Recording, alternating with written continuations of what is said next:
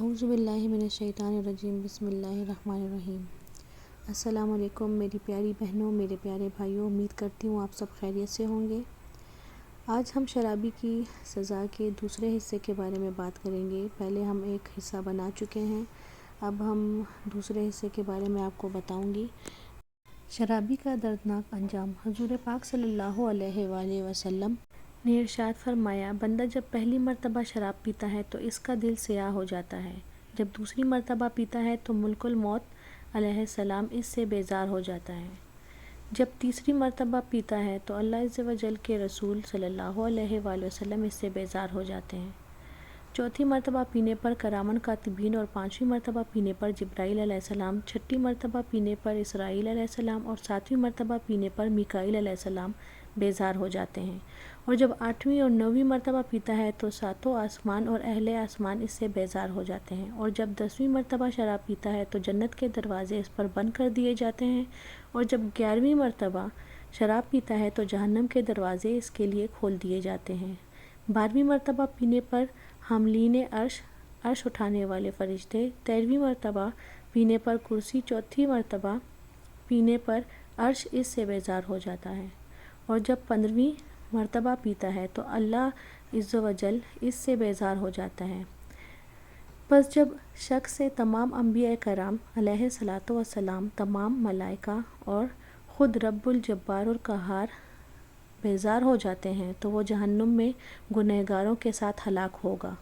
مزید ارشاد فرمایا، بلا شبہ اللہ تبارک و تعالیٰ اسے جہنم میں آگ کے پیالے سے پلائے گا جس سے اس کی آنکھیں بہہ پڑیں گی، اور اس پیالے کی تپش سے اس کا گوشت ہڈیوں سے جڑ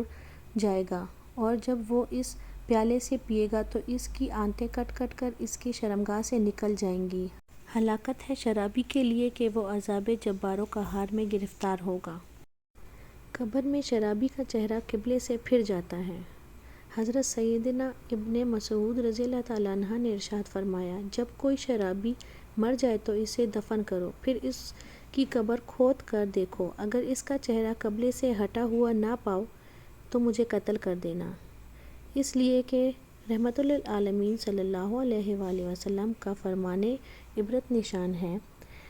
جب کوئی 4 مرتبہ شراب پی لے تو اللہ تبارک و تعالیٰ اس سے ناراض ہو جاتا ہے اور اس کا نام جہنم کے سب سے نچلے درجے میں لکھ دیتا ہے، اور پھر اس کی نماز قبول ہوتی ہے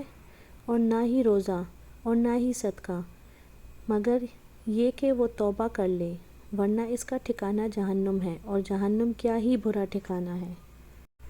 لوہے کے گرزوں سے استقبال۔ حضرت سیدنا عبداللہ بن مسعود رضی اللہ تعالیٰ عنہ سے روایت ہے کہ شہنشاہ دو عالم صلی اللہ علیہ وآلہ وسلم نے ارشاد فرمایا، قیامت کے دن زانیوں اور شرابیوں کو دوزخ کی طرف گھسیٹا جائے گا، جب وہ جہنم کے قریب پہنچ جائیں گے تو اس کے دروازے ان کے لیے کھول دیے جائیں گے، اور عذاب کے فرشتے لوہے سے گرزوں سے ان کا استقبال کریں گے، اور ان کو دنیا کی دنوں کی گنتی کے برابر دوزخ میں مارتے رہیں گے، پھر انہیں ان کے ٹھکانے پر پہنچا دیں گے، اور 40 سال تک جہنمی کے جسم پر ہر عضو پر بچھو ڈنگ مارتے رہیں گے، اور سانپ اس کے سر پر ڈستے رہیں گے، پھر بھی وہ اپنے مقررہ مقام تک نہیں پہنچے گا تو آگ کی لپٹ اسے آخری کنارے تک پہنچا دے گی، اور فرشتے اسے ماریں گے تو وہ جہنم میں گر جائے گا۔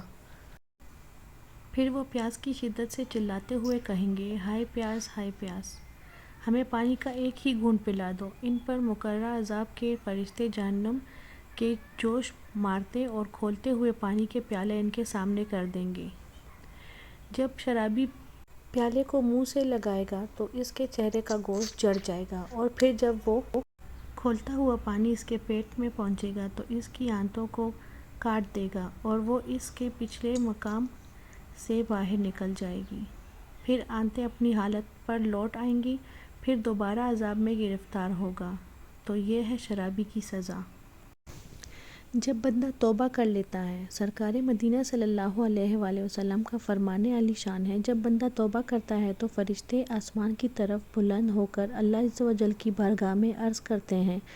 اے ہمارے رب عز و جل، تیرا فلاں فلاں بندہ غفلت اور